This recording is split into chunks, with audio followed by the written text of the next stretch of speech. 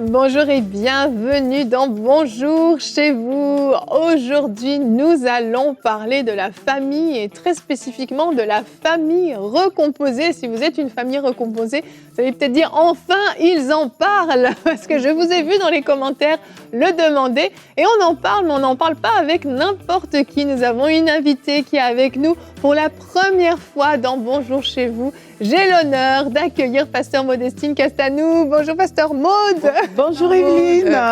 Bonjour Elie. Ça va très bien. Ouais. Quel honneur de vous avoir enfin sur le plateau de Bonjour chez vous. C'est vraiment. Quelle joie d'être parmi vous. Alors, je suis toute contente là, excitée. Voilà, très bien. On se sent bien ici.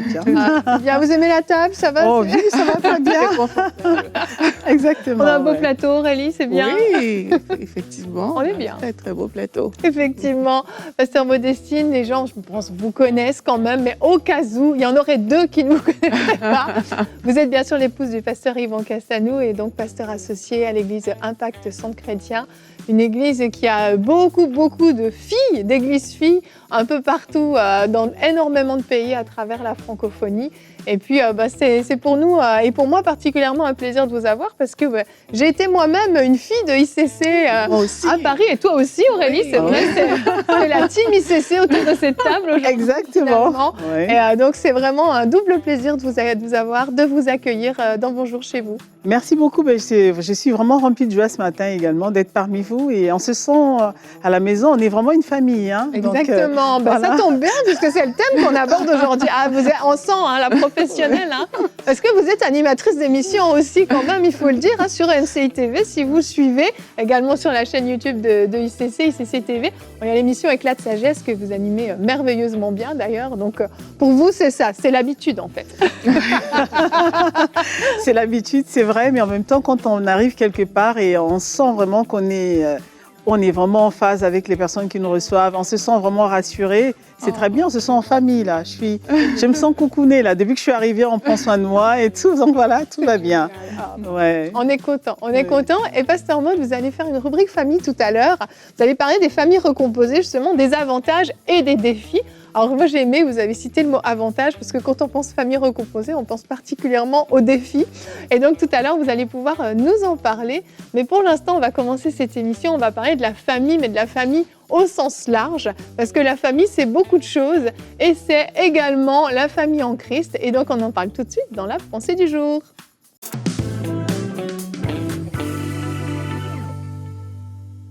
Et oui, on va parler de famille aujourd'hui et dans le cadre de cette pensée, on va s'intéresser spécifiquement à la famille spirituelle. Lorsqu'on regarde à la parole de Dieu, on voit tout au long de l'Ancien Testament comment Dieu a été présenté. Il a été présenté comme El Shaddai, le Dieu Tout-Puissant, Jéhovah Jireh, Jéhovah Sabaoth et plein d'autres noms encore. Mais Jésus est venu révolutionner la donne et nous a présenté Dieu comme le Père. Il nous a introduit dans une dimension où quiconque reçoit Jésus-Christ comme son Seigneur et son Sauveur devient fils de Dieu. Nous faisons donc entièrement partie de la famille de Dieu. Sur le plan naturel, lorsqu'on regarde une famille classique nucléaire, elle est composée du père, de la mère, des enfants. Et si on va plus loin dans la famille élargie, on peut retrouver les oncles, les tantes, les cousins, les cousines. Si vous êtes en Afrique, c'est encore plus long. Donc voilà. Mais sur le plan spirituel, la famille est constituée de qui? Elle est constituée de Dieu le Père, et on a Jésus-Christ, et on a le Saint-Esprit, et c'est pour toutes les personnes qui ont accepté Jésus-Christ comme leur Seigneur et leur Sauveur. On sait que dans la société, la famille joue un rôle primordial. La famille joue un rôle dans l'éducation des enfants notamment.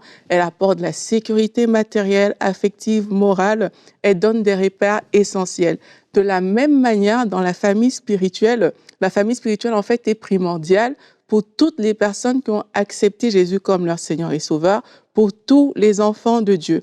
Et il y a une sécurité, une affection, une éducation, une croissance dont on se prive quand on ne fait pas partie d'une famille spirituelle, peut-être parce qu'on la banalise ou parce qu'on la rejette. Par contre, lorsqu'on choisit d'appartenir à la famille de Dieu, mais ça rapporte drôle.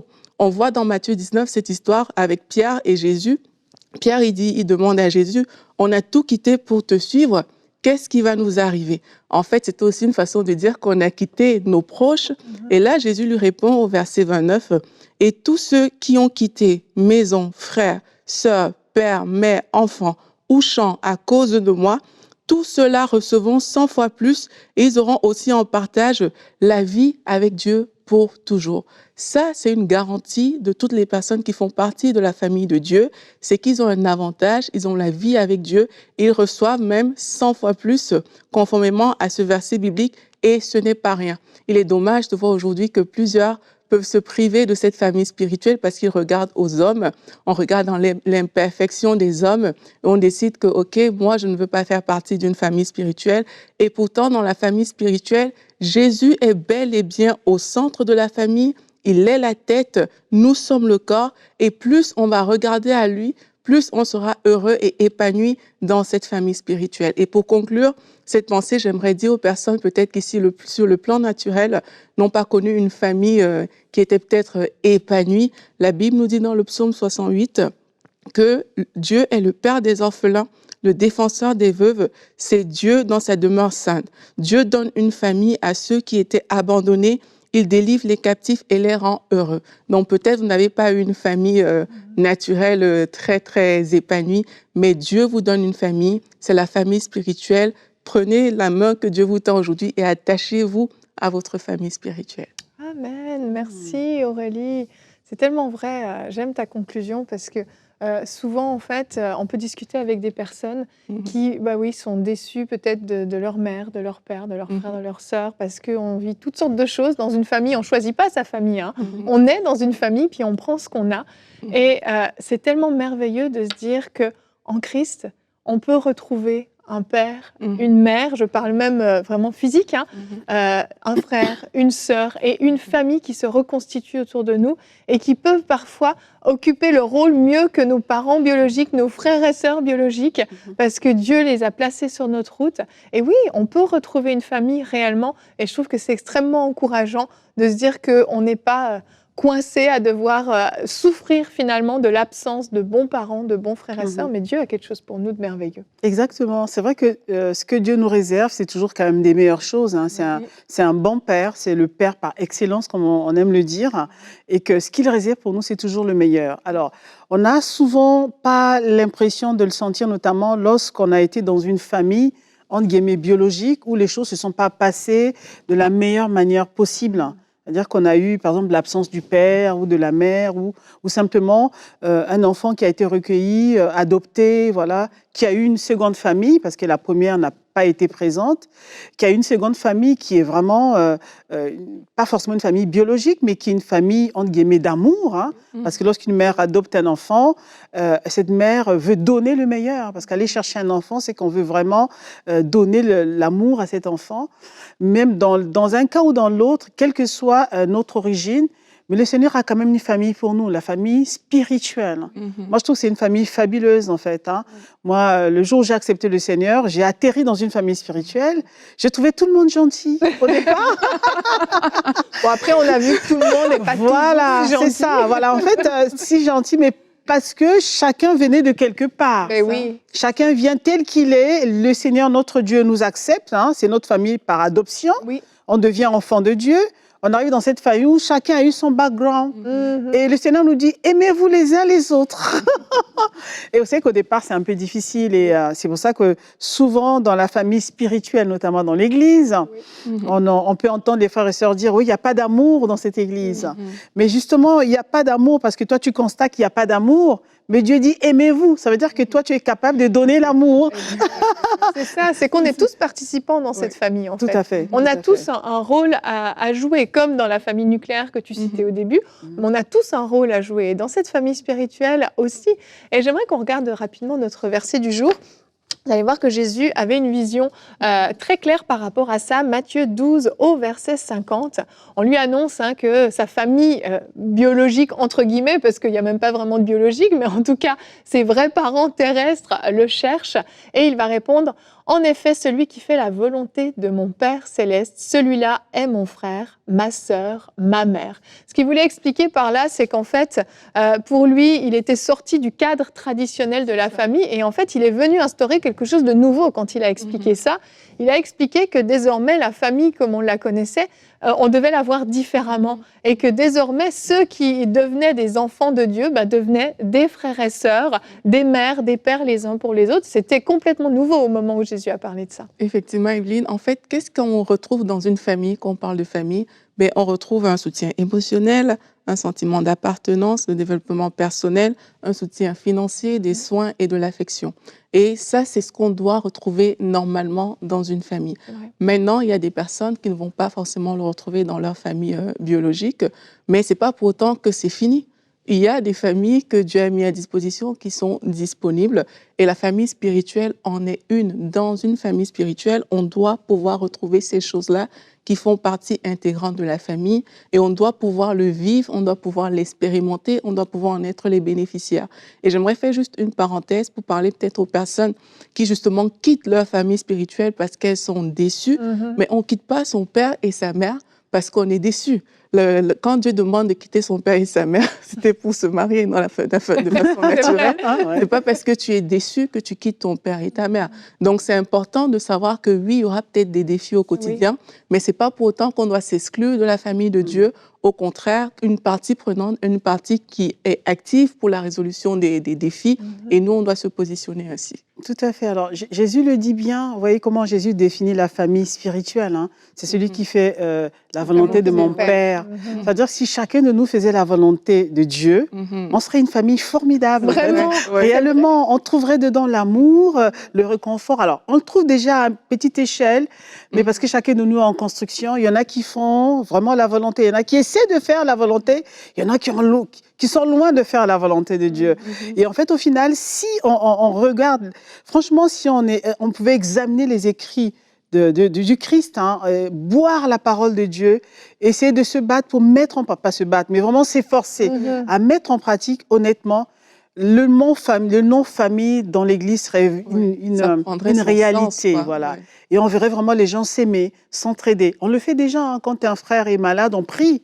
Parce qu'on est préoccupé, on se dit c'est mon frère. On s'appelle frère et sœur, d'ailleurs. Mais je pense que des fois, on l'utilise de manière tellement machinale, ce mon frère, ma sœur, où il y a une sœur, il y a un frère, qu'on ne réfléchit plus quand même au sens derrière ce mot. Et c'est vrai que c'est important, vous dites, c'est vrai, on s'appelle frère et sœur, mais c'est important de réaliser ce que ça signifie, c'est qu'il y a un lien. Il y a un vrai lien et on ne traite pas son frère n'importe comment, on ne traite pas sa sœur n'importe comment. Et on peut dire, aujourd'hui c'est un sujet assez léger que vous partagez, mais Jésus en a beaucoup parlé de ce sujet-là, du fait de s'aimer les uns des autres, que c'était à l'amour qu'on aurait les uns pour les autres, qu'on nous reconnaîtrait, du fait de ne pas avoir de haine pour notre frère. Les disciples en ont beaucoup parlé dans les épîtres aussi. C'est des sujets qui sont revenus régulièrement parce qu'en fait c'est le cœur de cette famille en Christ. Pour qu'elle fonctionne bien, il faut qu'il y ait ces éléments-là pour qu'on puisse aller de l'avant, en fait. Tout à fait, et pour qu'on puisse vraiment avoir un impact, en fait. La Bible dit que la révélation tout entière, la création tout entière attend avec un ardent désir la révélation des fils et des filles de Dieu. Les gens attendent, le monde attend, sans que nous, on aime bien dire, ouais, mais Jésus sauve et tout, mais en tant que famille, les gens ont du mal à voir. Voilà, cette empreinte-là même de Dieu, ce que Dieu a dit concernant sa famille à lui, en fait, pour donner envie à d'autres de venir dans cette famille, parce que cette famille doit continuer à grandir. Et donc, c'est nous qui sommes un peu garants, nous sommes des ambassadeurs de cette famille, disant que, écoutez, venez voir, ma famille est formidable, vraiment, elle est formidable. C'est vrai, c'est comme une continuité d'une tradition, en fait, que Jésus a mis en place, une tradition familiale, et on doit effectivement être garant. Pour que l'amour règne toujours dans cette famille. Effectivement, et j'espère que ça vous challenge un petit peu, parce que c'est le but. Moi-même, ça me challenge, c'est pas vous, mesdames, mais je me dis, on peut toujours progresser. J'espère être une bonne sœur pour ceux qui m'entourent et mériter ce titre, parce que c'est important. Et le thème de cette émission, on parlait des familles recomposées. Et ne vous en faites pas, on ne vous a pas oublié. Avec vous, Pasteur Maud, on va maintenant enchaîner sur notre rubrique famille.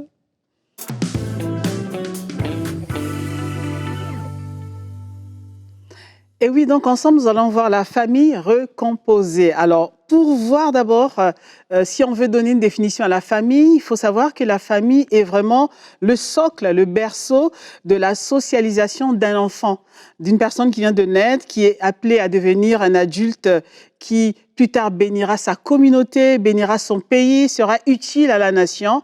Mais au départ, cet enfant, lorsqu'il naît, il va grandir au sein d'une famille. C'est là qu'il va se faire ses muscles physiques, ses muscles également mentaux, entre guillemets, ses muscles spirituels. C'est là qu'il va vraiment développer son petit caractère et qui va devenir plus tard un grand caractère, n'est-ce pas? Voilà, c'est dans cette famille-là. Et selon qu'on ait reçu ou pas un bagage émotionnel ou physique, il pourrait, cet individu né dans une famille, devenir un homme ou une femme fort, influent, une vraie bénédiction pour son entourage. Vous voyez, donc la famille n'est pas à négliger. Yveline, tu serais d'accord avec moi. La famille est vraiment, vraiment un aspect très important. Si Dieu nous l'a montré que lui, il a une famille, nous faisons partie de sa famille, mais nous aussi, nous pouvons fonder une famille à notre niveau et nous sommes nés dans une famille et on doit regarder cette famille-là. Alors, au XXIe siècle, la famille au XXIe siècle a un autre visage. On a constaté, oui, les choses ont changé. Un autre visage. La famille du XXIe siècle n'est pas forcément la famille qu'on avait l'habitude de voir. C'est une famille qui sort carrément des sentiers battus. Complètement. C'est une nouvelle forme de famille, mais ça reste une famille, s'il vous plaît. C'est quand même une famille. Et cette famille peut surgir suite à des accidents de la vie.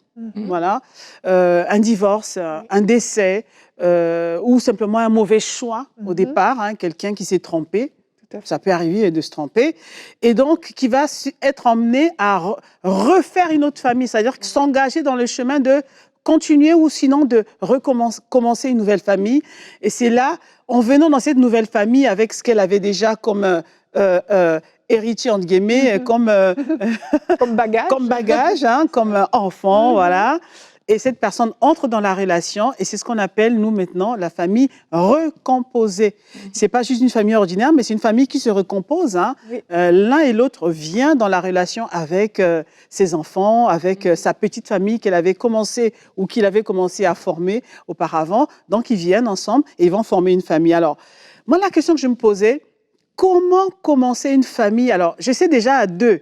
Parce que pour qu'il y ait une famille, il faut au départ qu'il y ait deux personnes. Hein. Le papa et la maman, on est deux au départ. Hein. Et c'est tellement facile d'être à deux, de pouvoir construire une famille. Parce qu'on parle, on s'entend, voilà. On a le temps de communiquer, de faire connaissance. À deux, c'est mieux. Mais lorsqu'on veut, justement, constituer cette famille, il y a déjà 4-5 personnes autour de vous. C'est un peu plus compliqué. C'est ça, c'est tout un challenge. Donc, du coup, la famille recomposée a également ses défis, ses avantages. Moi, je vais commencer par les avantages. Hein. Simplement, une famille recomposée, quelle joie d'être dans une maison tout de suite avec des enfants. Plein d'enfants là qui courent partout, qui jouent, qui apportent la joie de vivre. On est heureux. On dit, je suis maman de 3 enfants, de 4 enfants. On va inclure les enfants de son partenaire, de son conjoint. Peut-être qu'on en avait un, l'autre est venu avec 3. Je suis maman de 4 enfants. Donc, c'est une fierté, c'est une joie. Lorsqu'on va en vacances, on est comme ça nombreux autour de la table, la famille idéale, voilà. Et voilà les avantages parce que les enfants sont déjà là. Ils sont venus comme ça, là. Voilà. Ils sont là, en tout cas. Et cette famille qui a l'air aussi grande, idéale, peut avoir des challenges. Voilà. Voilà. C'est vraiment avoir des challenges. Alors, nous allons aborder donc 3 points. Famille recomposée, comment avoir un couple épanoui et soudé lorsque chacun vient avec ses enfants issus d'une précédente relation. Comment, alors, ce couple-là, comment il va continuer à exister? Est-ce qu'il va continuer vraiment à exister lorsque les bouts de chou entrent dans cette relation? C'est la première question, c'est ce que nous allons voir ensemble. Ensuite, on verra l'autorité parentale et après, on finira par la place des enfants. Alors, comment exister en tant que couple lorsque les enfants sont là? Vous entrez dans la relation, chacun vient avec ses enfants qui étaient habitués avec lui. Hein. Maman de 2 enfants, moi j'aime mes enfants. Et le papa, il vient avec 3 enfants, il aime ses enfants. Et on se met ensemble et les enfants ne s'entendent pas d'entre eux. Alors, comment faire? Premièrement, chers parents, peut-être que vous vous retrouvez dans ce que je suis en train de dire. Le couple, pour exister, doit absolument trouver un moyen de s'épanouir. En fait, avant les enfants, le couple existe. C'est vrai. Voilà. Parce que si le couple ne tient pas, si le couple n'est pas présent, tout ce beau monde autour ne pourra pas tenir. Tout à fait. Voilà, c'est vous, en fait, les parents, qui créez le lien. C'est votre vie, votre existence qui fait en sorte que les enfants, eux aussi, peuvent vivre autour, peuvent graviter autour, en fait. Donc, le couple doit être soudé, uni. il doit savoir que nous devons exister en tant que couple. Non pas nous devons nous laisser envahir par les enfants, mais on doit chercher notre cohésion, notre entente, notre solidité. On doit être fort ensemble d'abord. Lorsque nous serons forts, alors les enfants pourront être forts après. Alors chacun va voir quel bout il va prendre chaque enfant. En tout cas, c'est à voir. Ça, c'est important. Le couple doit être uni, fort. Et sinon, il va disparaître. Voilà. Il va disparaître. Ça, c'est la première chose à considérer. Et ce n'est pas aux enfants de diriger les choses. Voilà. Le rythme, le tempo doit être donné par les parents, s'il vous plaît. Voilà. Ils ont beau être gentils, joviaux, mignons, avec les visages d'anges. Il reste les enfants, ils doivent rester à leur place. C'est nous qui dirigeons la maison. Et même le droit de la famille le dit, hein, l'autorité parentale revient aux parents. C'est pour ça qu'on appelle parental. Donc, nous devons donner la vie à ce couple, à ce beau monde-là. Et donc, je vais enchaîner avec la deuxième partie, l'autorité parentale, mode d'emploi. C'est quoi l'autorité parentale? C'est lorsque le parent joue son rôle. Il n'est pas remplacé par l'enfant. Il n'est pas remplacé par... les deux parents jouent leur rôle réciproquement. L'enfant n'a jamais autorité sur les parents dans un couple, dans un foyer. Malgré l'amour qu'on donne à nos enfants, mais ils ne peuvent pas remplacer un parent. Ça, c'est important. Si nous voulons avoir l'harmonie, la cohésion, il faut donner aux enfants leur place. Et ce couple-là qui se forme nouvellement, parce que c'est un nouveau couple, hein, avec les enfants qui sont là, qui courent, qui font du bruit dans la maison, souvent, il arrive que ce couple n'a pas trop de temps pour lui. Alors, lorsqu'ils arrivent, ils sont arrivés vite, ces enfants. Ils sont là, ils sont présents, il faut les gérer. La première chose à faire lorsque vous vous retrouvez dans une famille recomposée, Amos 3:3 dit, 2 personnes peuvent-elles se marcher ensemble sans s'être mis d'accord? Vous devez vous isoler un petit temps pour vous mettre d'accord. Comment nous allons gérer cette famille un peu du 21e siècle, on va dire. Cette famille qui sort un peu de l'ordinaire. Comment allons-nous gérer? Quelle éducation allons-nous donner aux enfants? Nous allons exercer l'autorité parentale. Est-ce que, en fait, moi, ce que je dirais tantôt, que je peux conseiller aux parents qui se retrouvent dans cette situation, il faut absolument que les décisions, la ligne de conduite, les règles dans la maison, vous devez vous mettre d'accord, qu'est-ce qui prime pour nous? L'éducation, ce n'est pas que chacun donne l'éducation à ses enfants. Nous devons donner la même éducation à tous nos enfants. Ils sont nos enfants, là. Voilà. Même si chacun est venu avec sa partie, ils sont nos enfants. Donc, nous devons donner la même éducation. Si on ne se met pas d'accord, mais chacun viendra avec sa manière. Ah, mais ma fille, c'est toujours comme ça que je lui parle. Ma fille, elle a le droit de sortir et rentrer à minuit. Alors que pour le papa, par exemple, c'est inconcevable. Un enfant qui est sous le toit de ses parents doit rentrer à une certaine heure. Donc, fixer ensemble l'heure là. C'est à quelle heure que les enfants doivent rentrer? Ensemble. Et dès lors qu'on a fixé les règles, qu'on s'est mis d'accord, alors nous allons donc mettre cela en pratique et devant les enfants, lorsqu'un parent fait une erreur, parce qu'on a dit, OK, l'enfant doit rentrer au plus tard à 20h, 21h. Lorsque l'autre parent fait une erreur en disant, ah oui, mais l'enfant rentre à 23h, 24h, à minuit, pardon, et le parent fait une remarque, il ne faut pas que l'autre parent puisse désavouer l'autre devant les enfants. Exactement. Parce que les enfants sont très intelligents. Ce sont des fins psychologues. Ils savent jouer. Ils nous observent. Et généralement, dans les foyers, les enfants observent qui est le maillon faible. Qui va craquer. Qui va craquer. Vers qui allons-nous demander des choses un peu plus compliquées. Voilà. Il faut que lorsqu'ils arrivent chez l'un comme chez l'autre, ils se rendent compte qu'ils ont la même parole. La même bouche. Ça veut dire qu'il n'y a même pas moyen de se faufiler entre les deux. Et ça, c'est génial parce que c'est comme ça qu'on tiendra la famille. On pourra aller jusqu'au bout, emmener cette famille à destination. Je ne sais pas si vous me suivez, chers téléspectateurs. Voilà, ce sont les recommandations qu'on peut vous dire. Ne jamais reprendre son conjoint devant les enfants. Si vous avez une remarque, vous restez calme. Si vous sentez qu'il a dit une bêtise, ce n'est pas grave. Dans le lieu secret, lorsqu'on va se retrouver, on règle nos comptes, n'est-ce pas? On se dit, mais là, quand même, tu as dit ça, c'est pas comme ça. Et on règle les comptes et comme ça, l'autre a le temps de rectifier le tir. Il peut revenir après voir les enfants, leur dire, écoutez, je vous ai dit ça, mais en fait, ce n'est pas exactement ça. Voilà ce que je voulais dire. C'est mieux que l'autre prenne ses responsabilités pour que l'autorité parentale demeure. Alors, on va arriver sur le 3e point. Quelle est la place des enfants dans le foyer, dans ce nouveau foyer qui s'est formé? Eh bien, écoutez, le foyer, c'est papa et maman, tout simplement. La famille, c'est papa et maman et les enfants. Donc, vous, votre foyer, c'est vous deux. La place, c'est à l'extérieur. C'est vrai. Il Pas ne au rentre milieu. pas au milieu. Non, non, non. L'enfant qui vient dormir dans le lit des parents, non, non, non.